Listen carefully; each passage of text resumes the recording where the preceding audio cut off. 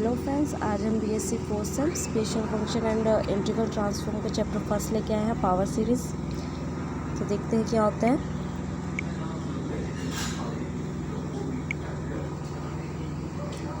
Power series is an infinite series of the form. Finite power series क्या होती है? Infinite series होती है, ठीक है। किस फॉर्म की? इस फॉर्म की, ठीक है ना। जहाँ पे सी की पावर, सी की जगह कुछ और भी हो सकता है, जेड एम हो सकता है, ठीक है ना, के एम हो सकता है, आप कुछ रख लेना, ठीक है। सी एम और क्या होता है? एक्स माइनस ए की होल पावर एम, ठीक है। एम की जगह आप कुछ ले लो, लेकिन आपको बताना पड़ेगा वो कोफिशिएंट, जिसकी कोफिशिएंट क्या है। जब हम इस सीरीज़ को खोलेंगे, कैसे खोलेंगे?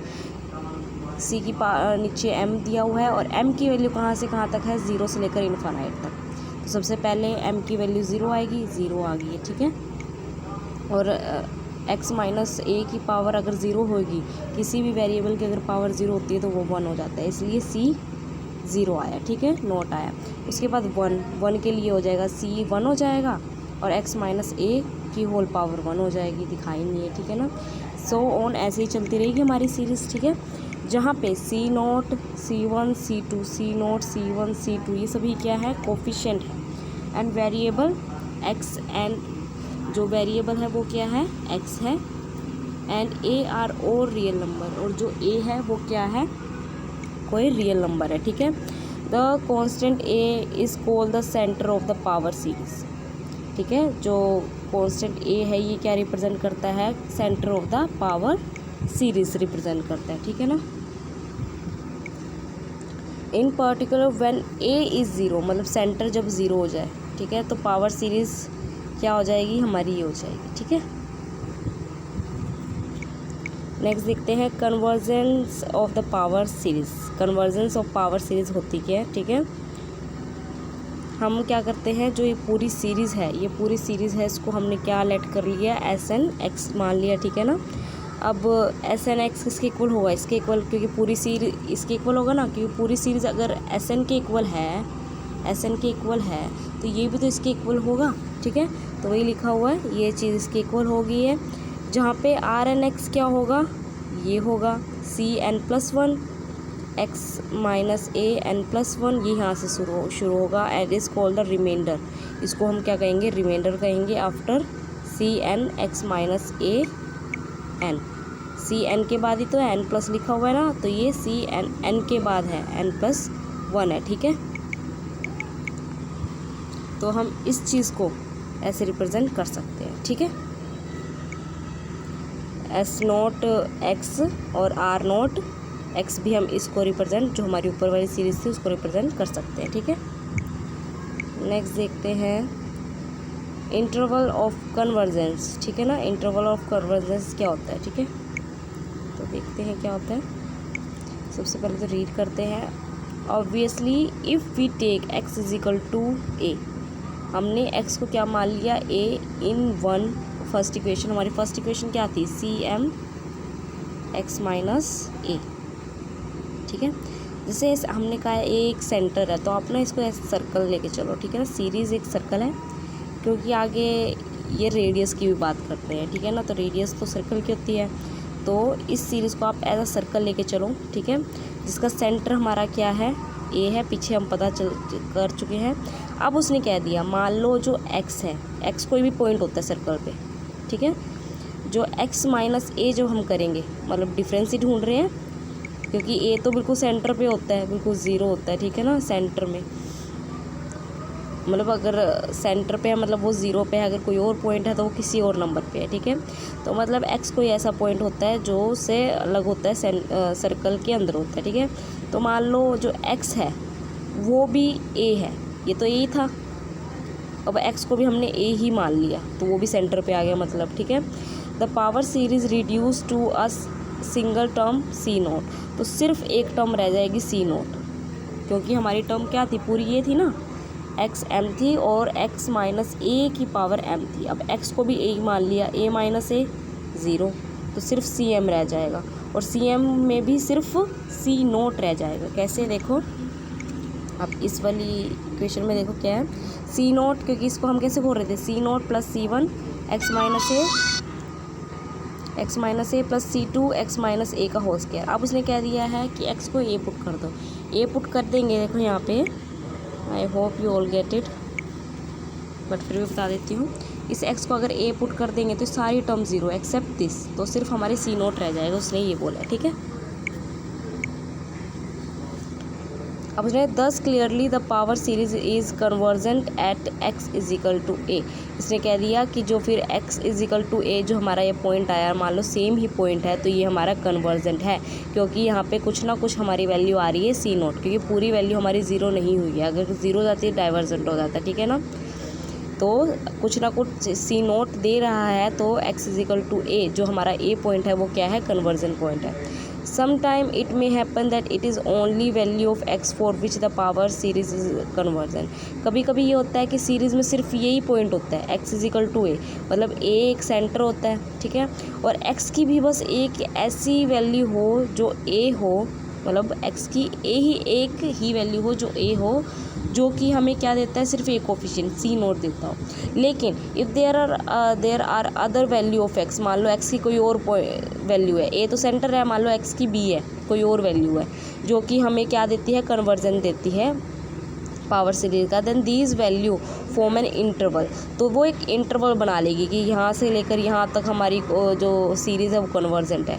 Call the interval of convergence. तो उस इंटरवल को हम क्या बोलेंगे, interval of convergence.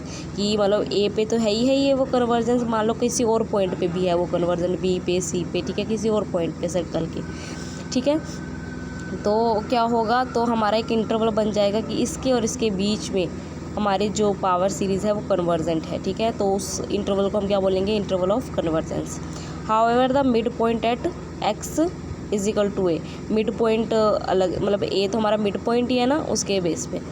In other word the series converse for all x such that, ज़्यादातर क्या होता है, जो एक्स कोई भी वैल्यू हो उसके लिए जो हमारी सीरीज़ है वो कन्वर्जेंसी रहती है। क्यों, ए तो हमारा सेंटर ही है, ठीक है, सेंटर ही है। अब पूरी सीरीज सर्कल मान लो, अब ए से सेंटर से अलावा कोई भी पॉइंट लेंगे, ठीक है, वो कन्वर्जेंस ही आएगी, ठीक है ना, वो सर्कल से बाहर नहीं जाएगी। लेस देन रेडियस, रेडियस मतलब जितनी भी होती है सर्कल ही तो रिप्रेजेंट करती है रेडियस। और ये भी सर्कल है, ये पूरी रेडियस है हमारी, ठीक है, ये हमारा ए है, ठीक है। इसने कहा in other word series converse for all x, कोई भी एक्स हो उसके लिए क्या करेगी, वो कन्वर्जेंसी रहेगी। फर्स्ट केस था कि मान लो हमारा जो एक्स है, कोई एक पॉइंट है वो ए ही है, ए पे ही लाई करता है, सेंटर पे ही लाई करता है, तो वो कन्वर्जेंट है। फिर सेकंड केस में उसने कह दिया कि मान लो कोई और पॉइंट है जो उस पर कन्वर्ज करता है, जो कि हमारा इंटरवल बना देगा, ठीक है। और नेक्स्ट पे इसने अदर वर्ड्स में कह दिया कि जो एक्स है, एक्स कोई भी हो, वो क्या करेगा, कन्वर्ज करेगा, सीरीज़ हमारी कन्वर्जेंट रहेगी, मतलब इस सर्कल से बाहर नहीं जाएगी। सच दैट क्या हो जाएगा, एक्स माइनस ए हमेशा लेस देन रहेगा, मतलब एक्स क्या था हमारा, कोई भी एक पॉइंट और सेंटर, मतलब इन दोनों का डिफरेंस हमेशा एक आर से कम रहेगा। आर तो हमारी पूरी थी, इन दोनों का जो डिफरेंस है ये हमेशा आर से कम रहेगा, ठीक है, इनके मैग्नीट्यूड का, ठीक है ना। कोई भी मान लो नेगेटिव वैल्यू में भी आ गए, बाहर से भी आ जाए, बट उसका नेगेटिव वैल्यू से पॉजिटिव वैल्यू ये हमारा हमेशा रेडियस से कम रहेगा, ठीक है।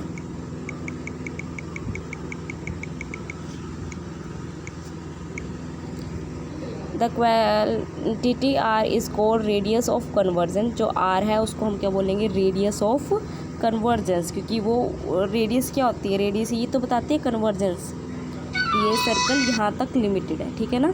The formula for radius of convergence in term of the coefficient of series is given by this. इसके दो फॉर्मूला है रेडियस ऑफ कन्वर्जेंस ढूंढने के, 1/r is equal to limit m approaches to infinite cm+1 by में cm, ठीक है। और दूसरा फॉर्मूला है 1/r is equal to limit m approaches to infinite m under root magnitude of cm, ठीक है। सबसे पहले कंसिडर द पावर सीरीज़, हमने ये मान ली है सीरीज़।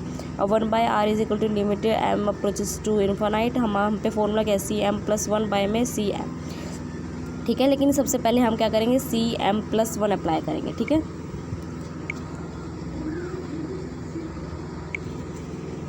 हमें पता है ये जो चीज़ होती है वो c होती है, ये होती है हमारी x माइनस ए, ठीक है ना, ए की पावर होती है समथिंग, यहाँ पे ए 0 होगा तभी एक्स एम इन्होंने सीरीज़ बता दी है, एक्स की पावर सीधा एम दे दिया, ए यहाँ पे 0 होगा इसलिए, तो ये हमारा पूरा सी हो गया।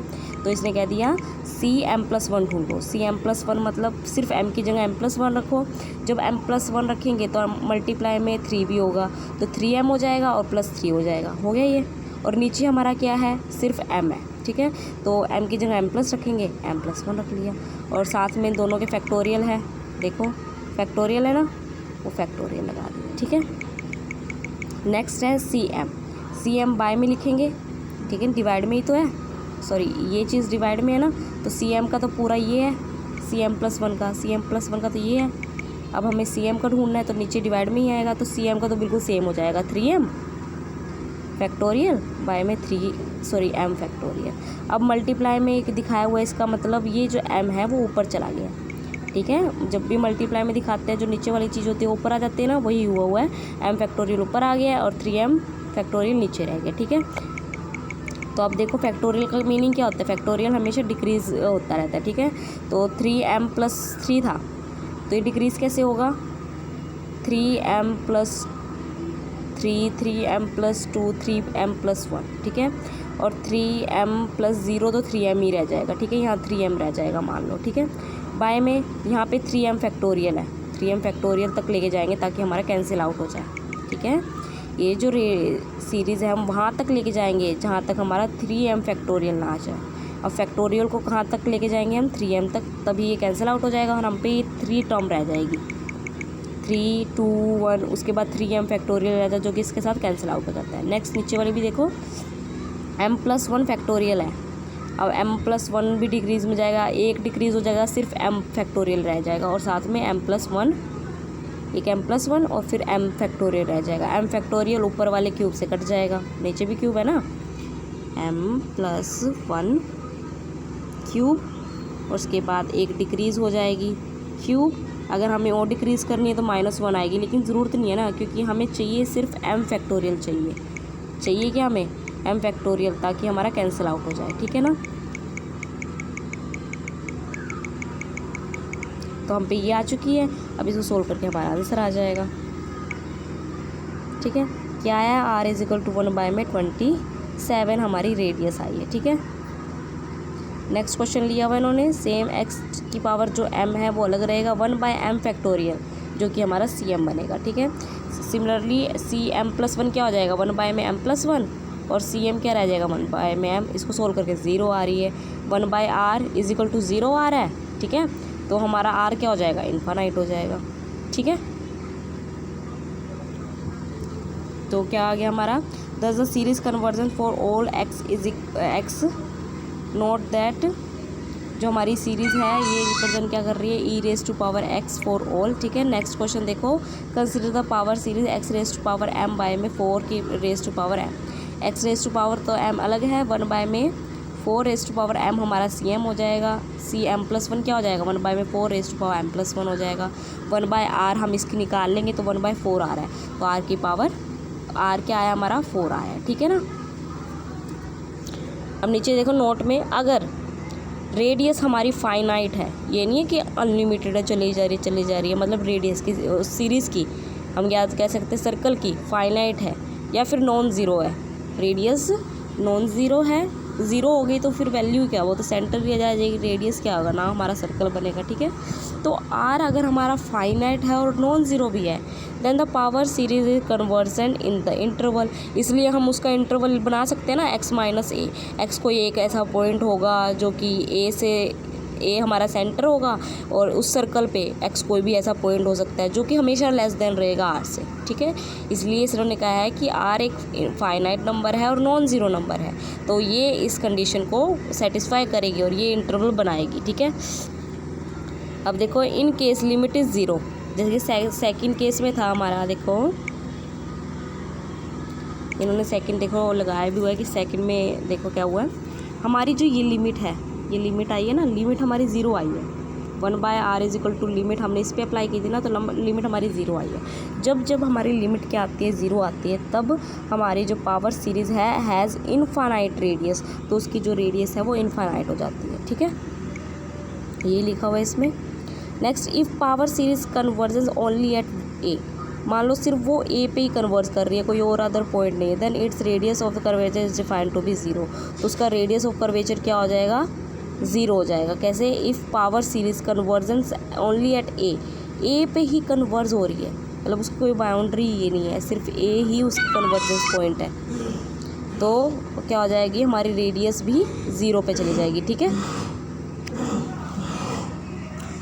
सो नेक्स्ट देखते हैं, हम नेक्स्ट वीडियो में करेंगे। आज हमने 1.1 कवर कर लिया। I hope you all get it. Thank you guys.